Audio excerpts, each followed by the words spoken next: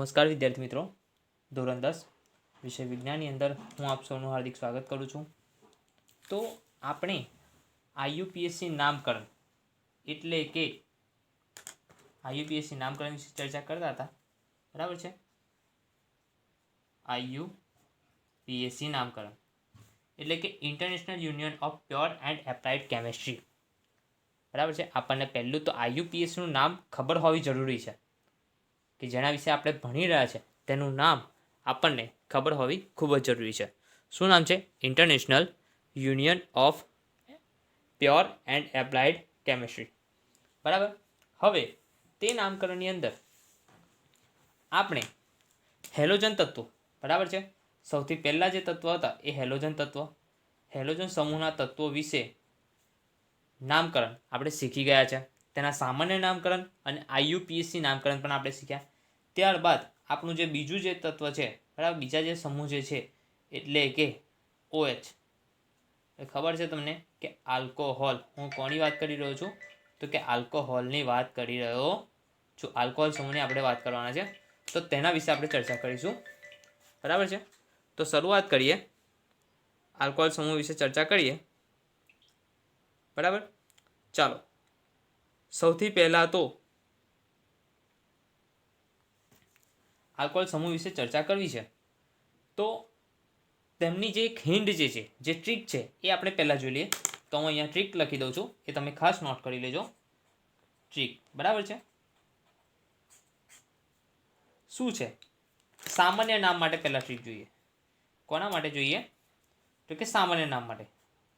યાદ રાખજો, સામાન્ય નામકરણ, સામાન્ય નામ માટે. આલ્કોહોલ સમૂહનું સામાન્ય નામ શું થશે? તો આપણને ખબર હોવી જોઈએ, ખાસ કહું છું, યાદ રાખજો. આલ્કાઇલ આલ્કોહોલ, બરાબર. આલ્કાઇલ આલ્કોહોલ યાદ રાખજો. ફરી વાર લખી દઉં છું તેના ઉપર. આલ્કાઇલ આલ્કોહોલ,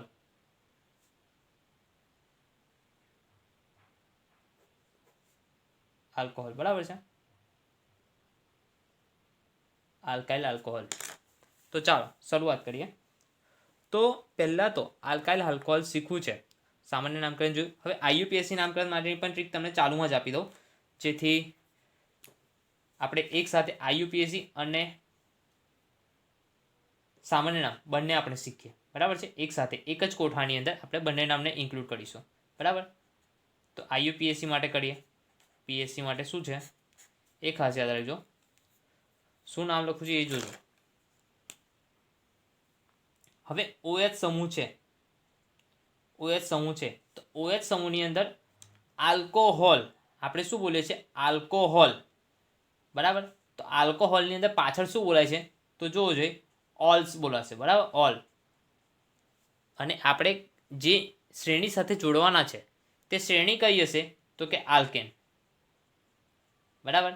તો આલ્કેન પ્લસ ઓલ એટલે કે આલ્કેનોલ. યાદ રાખજો, આલ્કેનોલ, બરાબર છે.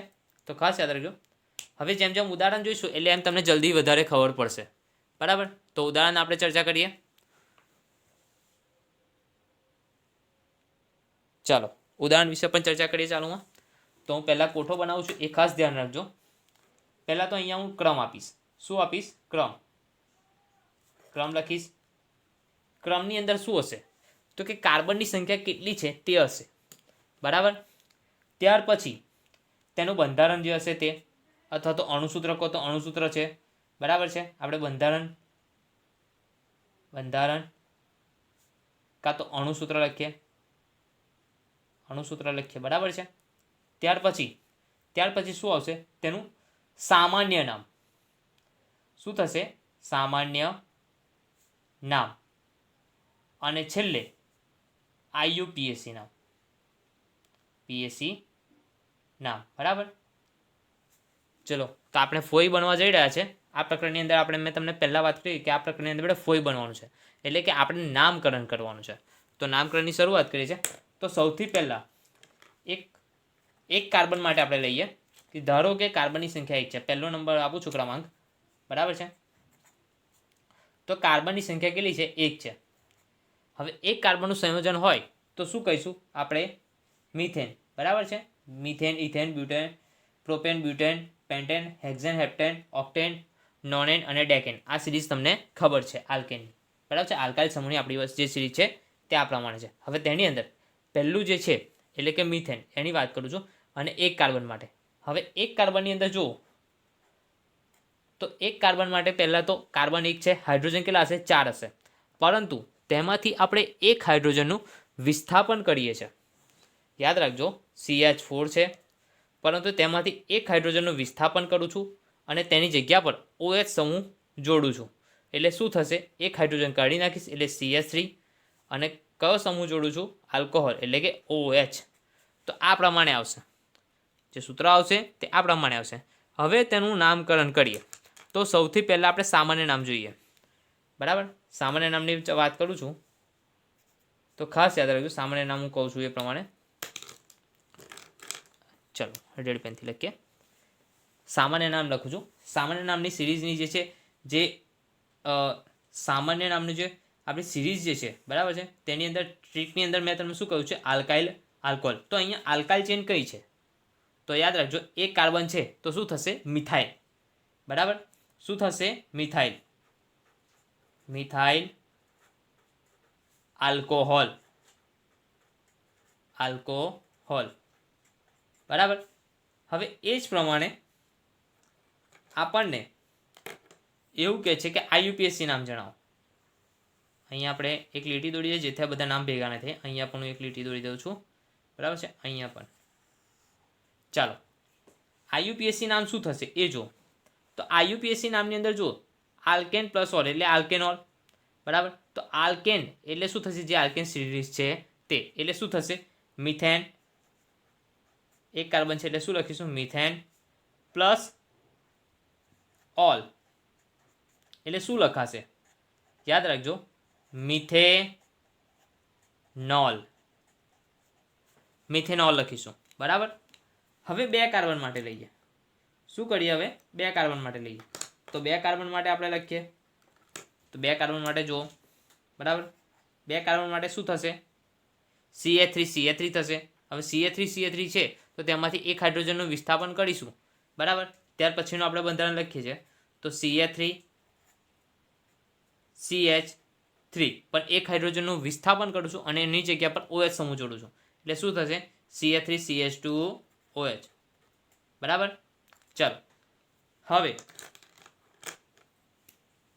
તેનું સામાન્ય નામ શું થશે? તો બે કાર્બન છે તો શું થશે? Ethane. Ethane means ethyl, ethyl alcohol, ethyl alcohol, બરાબર છે.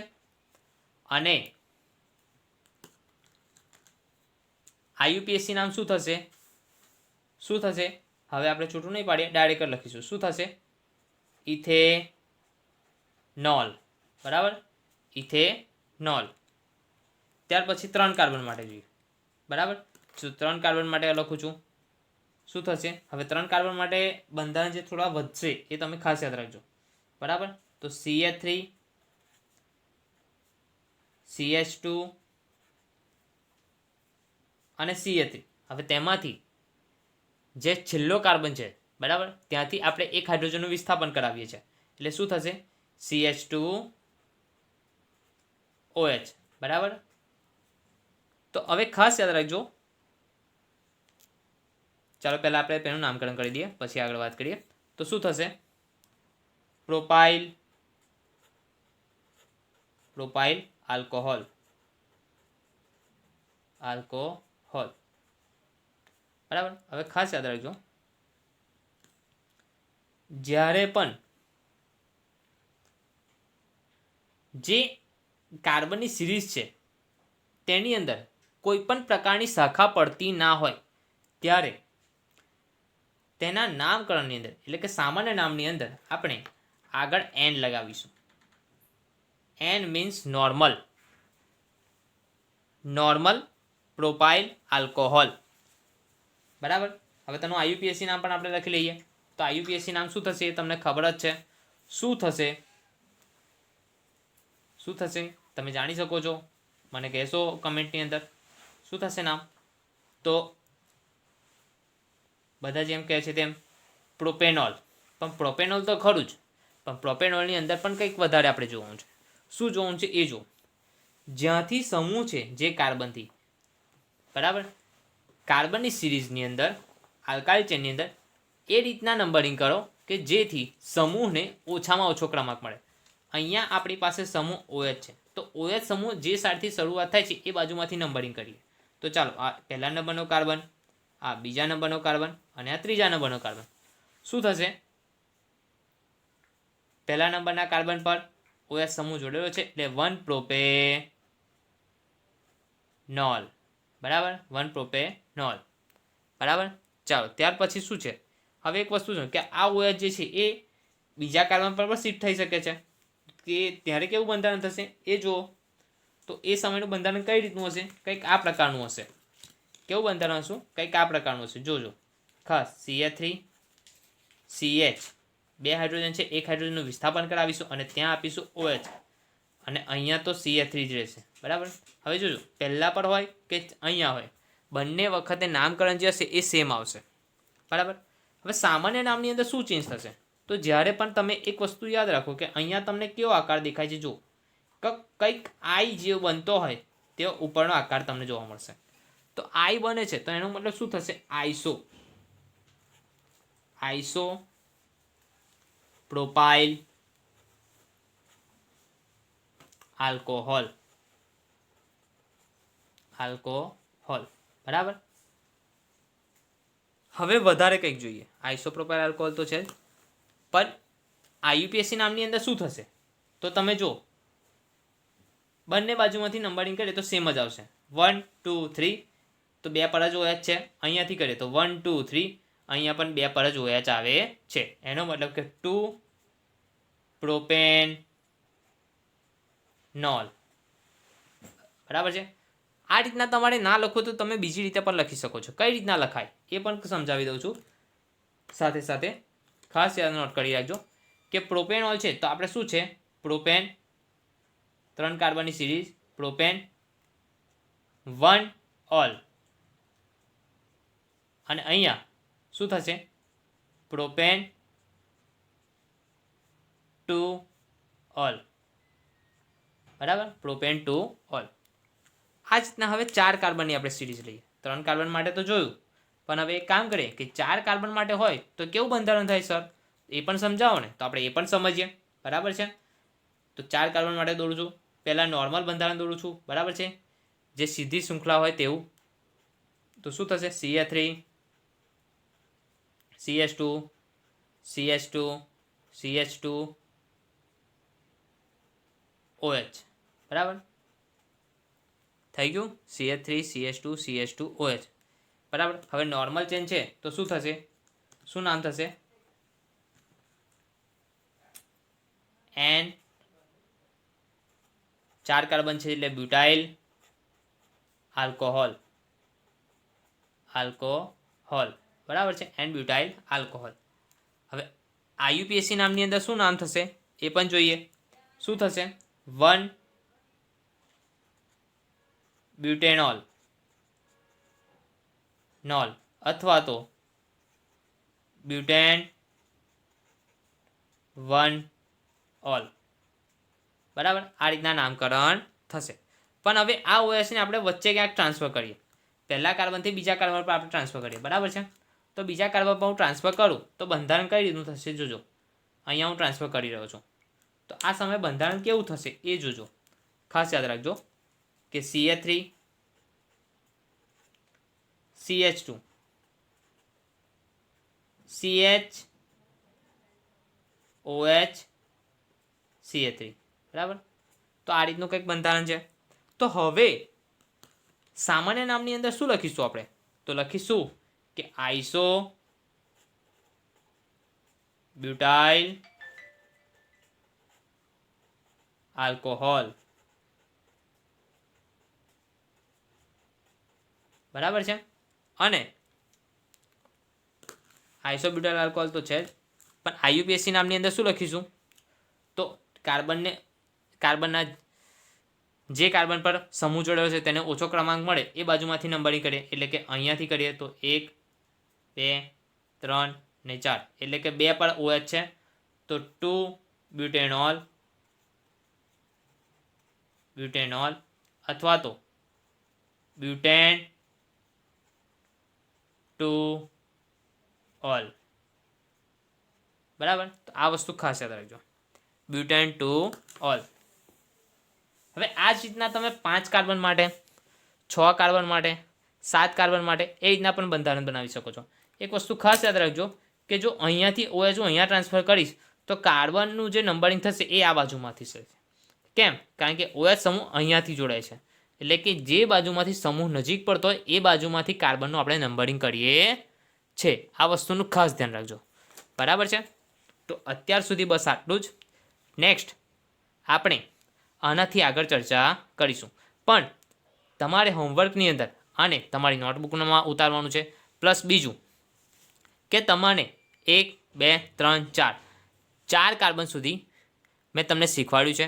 હવે આગળ તમારે 5 6 7 8 9 અને 10 કાર્બન સુધી તમારે આ રીતના નામકરણ અને બંધારણ બનાવવાના રહેશે, જેની દરેક વિદ્યાર્થી ખાસ નોંધ લેશે.